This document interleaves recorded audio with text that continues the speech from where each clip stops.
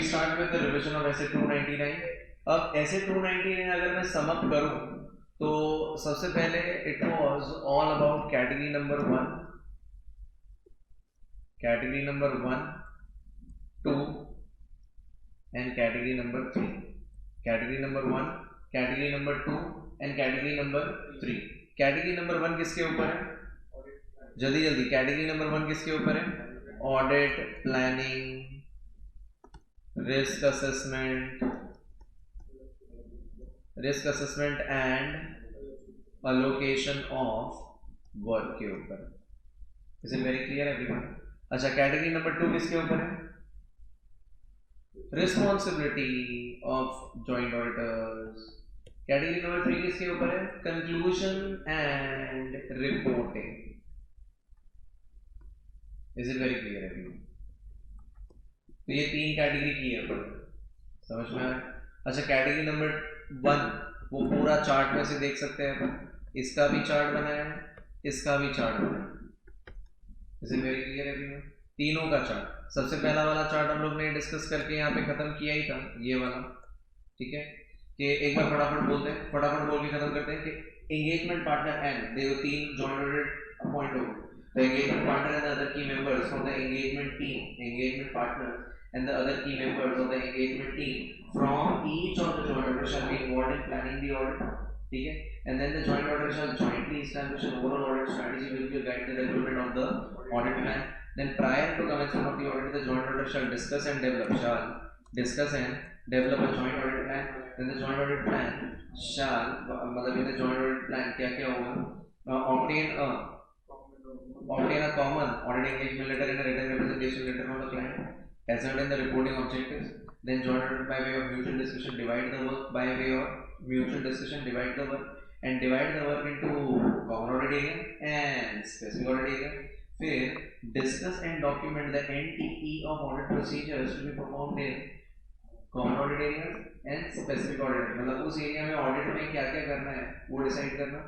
एक बार जो डॉक्यूमेंट हो जाए तो the work allocation document shall be signed by all the joint auditors and communicated to the TCWG, and the joint auditor shall identify and assess the risk and communicate it to the other auditors, identify and communicate the high risk area to the other auditors। Is it very clear everyone? Category number 2 बहुत ही simple था कि each joint auditor is responsible only for the work allocated to him, जो काम divide हुआ है उसके लिए वो responsible है, and all joint auditors are jointly and responsible for the work which is not divided। Simple, for the work allocated individual auditor responsible, for the work not allocated all are responsible, jointly and separate responsibility। दूसरा वाला point बहुत मस्त था कि if one joint auditor, everyone याद है वो तुम्हारे एरिया का एविडेंस मेरे एरिया में आ गया, तो if one joint auditor comes across a matter, everyone comes across a matter related to the area of other auditor that deserves their attention, मतलब matter भी important था, so the same joint auditor shall communicate it in writing to all the joint auditors, obviously auditors prior to the completion of the audit। इसमें category number 2 खत्म हो गया। Category number 3 is audit conclusions and reporting. बहुत ही simple है कि normally जो joint auditor shall issue common audit report या बोलो जॉइंट ऑडिट रिपोर्ट या common audit report everyone. However in case of disagreement the disagreed auditor shall issue a separate audit report। Therefore joint auditors are not bound by the views of majority। Is it very clear? And the common audit report shall give a reference to the separate audit report, separate audit report shall give a reference to the common audit report, this reference shall be given in other matter para as per 706। everyone, each joint auditor काम करते हुए he is entitled to assume that the other auditor has done the audit as per standards of auditing and there is no need to review the work of another joint auditors। Is it very clear everyone? समझा क्या? अच्छा, joint audit के advantage disadvantage भी मैं discuss कर ही देता हूँ, छोड़ो क्यों कि एडवांटेजेस क्या है जॉइंट ऑडिटर के, ध्यान से सुनना कि एक तो म्यूचुअल डिस्कशन करने को मिलता है। अरे यार जॉइंट ऑडिटर मिलके काम कर रहे हैं मतलब मेरे को म्यूचुअल डिस्कशन करने को मिलता है, एक दूसरे का अंडरस्टैंडिंग समझ में आता है कि मुझे क्लाइंट का बिजनेस कैसे समझ में आया, तुम्हें क्लाइंट का बिजनेस कैसे समझ में आया, तो एक दूसरे की अंडरस्टैंडिंग समझ में आती है और दोनों की अंडरस्टैंडिंग बेटर होती है एवरीवन। उसके बाद एक्सपर्टीज शेयर हो रही है। क्या शेयर हो रही है? एक्सपर्टीज शेयर हो रही है। अरे is it very clear everyone? Expert knowledge share किया जा रहा है। Is it very clear everyone? फायदा ही फायदा है। इससे हम दोनों का क्वालिटी ऑफ वर्क, सारे जॉइंट ऑडिटर्स का क्वालिटी ऑफ वर्क इंप्रूव होगा। क्या इंप्रूव होगा? क्वालिटी ऑफ वर्क इंप्रूव होगा। अच्छा, क्लाइंट को क्या फायदा मिलेगा? उन्हें बेटर सर्विस मिलेगी। अच्छा, एक तो हमारा क्वालिटी ऑफ वर्क तो बढ़ेगा बढ़ेगा, खर्चा भी कम होगा। एक में अकेला ऑडिटर होगा तो सारा खर्चा भी एवरीवन, अब 3 ऑडिटर्स हैं तो खर्चा अकॉर्डिंगली बढ़ जाएगा। ओवरऑल खर्चा कम, ओवरऑल वर्कलोड कम, स्टाफ का ट्रेनिंग कॉस्ट कम, स्टाफ डेवलपमेंट कॉस्ट मतलब स्टाफ का ट्रेनिंग कॉस्ट। मतलब आज मान लो मेरे कुछ स्टाफ है, वो लोग ना एडवांस एक्सेल अच्छे से नहीं आते हैं, तो तुम्हारे स्टाफ को बहुत अच्छे से आते हैं। अब सब मिलके ऑडिट कर रहे हैं, तो तुमने बोला यार अपने स्टाफ को मेरे पास भेज दो, मेरे स्टाफ के पास वो काम करते करते सिखाने की। और ये तुमने भी नोट किया होगा कि तुम लोग एक दूसरे से सीख लेते हो, तो तुम्हारे बॉस का तुम्हारे ऊपर का ट्रेनिंग का खर्चा कम हो गया ना उस चक्कर में। Is it very clear everyone? तो स्टाफ डेवलपमेंट कॉस्ट कम हो जाता है। Is it very clear everyone? It results in healthy competition promoting a better performance. Is it very clear everyone? Healthy competition resulting in a better performance. अच्छा, disadvantages क्या है? Disadvantages कहाँ होते हैं? Disadvantages का प्रॉब्लम किधर आएगा? जब काम डिवाइड नहीं किया हो। काम डिवाइड ना करना कोई डिसएडवांटेज नहीं है, पर काम डिवाइड ना करने से शुरू होंगे सारे disadvantages. If there is no division तो हमेशा कंफ्यूजन रहेगा, हमेशा प्रॉब्लम रहेगी, हमेशा कंफ्यूजन रहेगा। अच्छा, मान लो अपने काम डिवाइड ही नहीं, क्या कंफ्यूजन रहेगा कि किसका क्या काम है, कौन से काम के लिए कौन liable. Confusion regarding liability of work, coordination नहीं हो पाएगी। क्योंकि मैं हो सकता है ऐसा होगा कि एक काम मैंने सोचा कि अरे वाह यार ये तो तुमने कर दिया हो, तो मैंने नहीं किया। तुमने भी यही सोच लिया वाह यार ये काम तो मैंने कर दिया हो, तुमने भी नहीं किया। तो ऐसा हो सकता है कि एक काम किसी ने नहीं किया, ऐसा हो सकता है कि एक काम मैंने भी कर लिया और तुमने भी कर लिया, डबल बार हो गया। तो confusion regarding liability of work done and problem है कोऑर्डिनेशन। इससे टाइम पे ऑडिट कंप्लीट नहीं होंगे, क्लाइंट को तकलीफ होगी। इसे very clear problem in coordination. अच्छा, वहां पे एक्सपर्टीज शेयर हो रहा था, तो यहाँ पे डिसएडवांटेज क्या है? Fees share. अच्छा, ईगो क्लैशेस भी बड़े होते हैं। ईगो प्रॉब्लम मतलब अरे यार मान लो कोई बहुत ज्यादा एक्सपीरियंस वाला ऑडिटर है, कोई कम एक्सपीरियंस वाला ऑडिटर है। कम एक्सपीरियंस वाले ऑडिटर ने कोई सजेशन दे दिया कि हमारे हिसाब से इस तरह से ऑडिट होना चाहिए, तो ज्यादा एक्सपीरियंस वाला होता है तो मुझे सिखाएगा वो, मैं इतने साल का एक्सपीरियंस वाला ऑडिटर मुझे सिखाएगा वो। अरे ईगो क्लैश हो सकता है। सुपीरियरिटी कॉम्प्लेक्स मतलब क्या होता है guys? What is superiority complex? हम हैं बाकी सब पानी कम है, ऐसा सोचना। Is it very clear everyone? तुम हो वो अच्छी बात है, लेकिन बाकी को डीवैल्यू करने की जरूरत नहीं है। Is it very clear everyone? Superiority complex हो सकता है, समझ में आया? ये सारे डिसएडवांटेजेस हैं। अरे is it very clear everyone? तो कैटेगरी नंबर 1 2 3 तो अपन रिवाइज कर लिया चार्ट के थ्रू। उसके बाद अपन ने देख लिया एडवांटेजेस। हाँ, तो ये पहला पार्ट हो गया, ठीक है।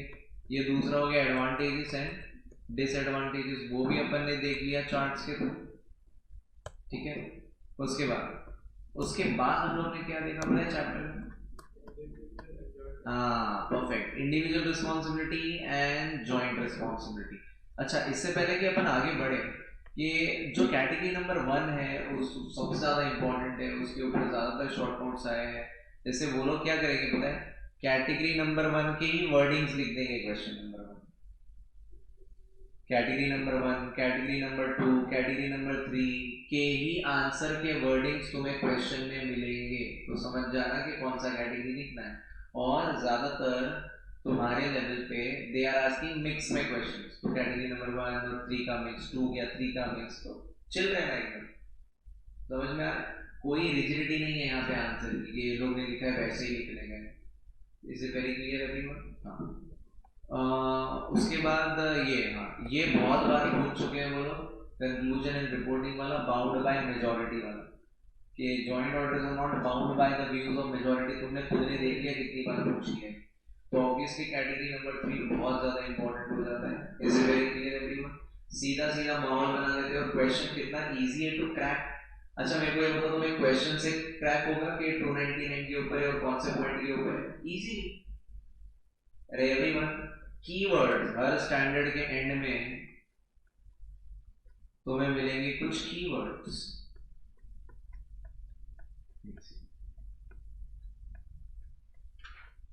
ये स्टैंडर्ड के एंड में नहीं है, ये स्टैंडर्ड के एंड में वैसे कीवर्ड की जरूरत नहीं थी, पर अगर तुम कीवर्ड लिखना चाहो तो लिख सकते हो। It's all about joint audit. तुम्हें ये वर्ड तो दिखने ही वाला है हर क्वेश्चन में, जॉइंट ऑडिट या जॉइंट ऑडिट। आज तुमने जो भी क्वेश्चन किया सब में तुम्हें ये वर्ड दिखे थे, जॉइंट ऑडिट। देखो सब जगह joint audit, joint audit, joint audit. चलो ये तो मुझे सिर्फ इतना क्लिक करवाएगा कि 299, फिर जो भी आंसर है उन्हीं के वर्डिंग से नहीं करूँ, जैसे कंक्लूजन रिपोर्टिंग वाले bound by majority, bound by majority, ये भी लिख दो आप। एक और ये भी बहुत अच्छा वर्ड है, बाउंड बाय मेजॉरिटी, मतलब नॉट बाउंड बाय मेजॉरिटी, ऐसा लिखना। ये भी वर्ड है जिसको देख के लग जाएगा अरे तो 299 का कंक्लूजन रिपोर्टिंग के ऊपर कुछ समझा क्या? Is it very clear everyone?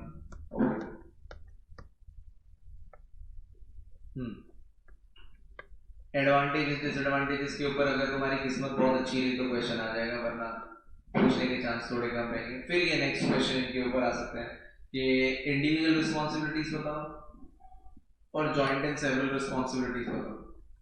Individual and joint and several responsibilities, तो इसका भी हमने चार्ट के थ्रू किया है। वो ये रहा ये चार्ट। सिंपल ए, ये वर्ड्स याद रखने हैं तो ये words, area of work allocated to, area of work allocated to me, और individual, joint and several. Each joint order is responsible only for the work allocated to him, whether or not he has prepared a separate report. अब फिर वो area का internal control study evaluate करना उसका, फिर वो area का documentation prepare करना उसका, फिर वो एरिया का नेचर टाइमिंग एक्सटेंड डिसाइड करना ऑडिट प्रोसीजर उसका, फिर उस एरिया की ब्रांचेस पे ऑडिट रिपोर्ट रिव्यू करना उसका। इसे सब में एंड में ये word area of work allocated to, area of work allocated to. फिर दो पॉइंट तो कॉमन आ जाता है। फर्स्ट पॉइंट तो हो गया उसमें कि पर एरिया फिर which is not divided all are responsible, उसका एनटीईटी सब मिलकर डिसाइड करेंगे। बाकी के दो कैसे हैं, एक तो फाइनेंशियल स्टेटमेंट एफआरएफ के हिसाब से प्रिपेयर्ड है कि नहीं वो देखना सबका काम, ऑडिट रिपोर्ट कंप्लाई कर रही है स्टैट्यूटरी रिक्वायरमेंट से वो देखना सबका काम। कोई भी मैटर जो किसी एक का है पर वो सबके सामने लेके आता है, matters brought to the knowledge of all and on which all agree, तो उसके लिए all are jointly and severally responsible. तो इसके दोनों के अलग अलग शॉर्ट नोट भी आ सकते हैं, इसे वेरी क्लियर, दोनों साथ में भी आ सकते हैं। तो ये भी खत्म होता है, तो ये भी अपन चार्ट के थ्रू देख लिया, इसे वेरी क्लियर एवरीवन। और इनके ऊपर सब के ऊपर ऐसा कोई चीज नहीं है जिनके ऊपर वो लोग ने पीपीक्यू नहीं पूछा, इसे वेरी क्लियर एवरीवन। तो जॉइंट एंड सेवरल के ऊपर भी एक और क्लियरली वर्ड्स एग्जाम में लिखे हुए आएंगे, तो तुम्हें यूं ही क्लिक हो जाएगा कि अच्छा वो लोग ने शॉर्ट नोट पूछा इसके ऊपर, ठीक है। अदर पीपीक्यू में एक पीपीक्यू ऐसा भी आएगा जिसमें काम डिवाइड नहीं किया, डॉक्यूमेंट नहीं किया, बाद में कुछ फ्रॉड निकला, समझ में आ रहा है, तो फिर अब प्रॉब्लम आ जाएगी जॉइंट ऑर्डर्स को प्रूव करने की कि ये मेरा एरिया नहीं था, समझ में आ रहा है। तो ऐसे खत्म होता है। बाद में फाइनल वालों के लिए अदर जो पीपीक्यूज है फाइनल वाले लेवल के पीपीक्यूज है, यहाँ पे क्वेश्चन आ सकता है difference of opinion and joint और सेवरल रिस्पांसिबिलिटी के ऊपर mix everyone, conclusion and reporting के ऊपर क्वेश्चंस काफी है एवरीवन, कैटेगरी नंबर 2 और 3 के ऊपर क्वेश्चंस काफी है, is it very clear everyone. तो इसी के साथ अपना एसे 299 का रिवीजन समझ में आया अच्छे से एवरीवन, और ये हमने सिर्फ 15 मिनट के अंदर कर लिया पूरा एसे 299 along with all the PPQ discussion, सिर्फ 15 मिनट के अंदर पूरा एसे 299 अपन 15 मिनट हुए भी नहीं है पूरे, और बीच में मैं पीपीक्यू डिस्कस करने लग गया था, इसके लिए थोड़ा टाइम और गया, वरना मेरे हिसाब से सिर्फ 10 मिनट के अंदर तो पूरा एसे 299 along with all the past paper question revise कर सकते हो।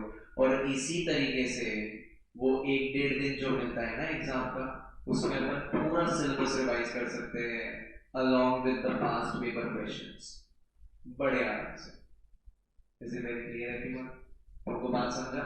तो ये रिविजनरी वीडियो, और हो सकेगा तो ऑडियो एक्सट्रैक्ट करके अलग से सिर्फ ऑडियो, समझ में आ रहा है, मैं अपलोड करूंगा, अब से करवाना स्टार्ट करूंगा। आई होप तुम्हें ये बेटर लगा हो कि 15 मिनट के अंदर पूरा लेक्चर रिवाइज हो जाएगा। नेक्स्ट लेक्चर आने से पहले अगर तुम बुक नहीं पढ़ सकते हो तो एटलीस्ट ये 15 मिनट का रिविजन वीडियो सुन के आ जाए, इतना तो कर लेना। तो तुम्हें पूरा ये वाला लेक्चर रिवाइज हो जाएगा कि यार लास्ट लेक्चर में क्या किया था। साथ साथ में बोलते रहना, अरे is it very clear everyone. तो तुम ये कहीं भी बैठे बैठे रिवाइज कर सकते हो, और जितना जल्दी होगा उतना जल्दी में ये अपलोड कर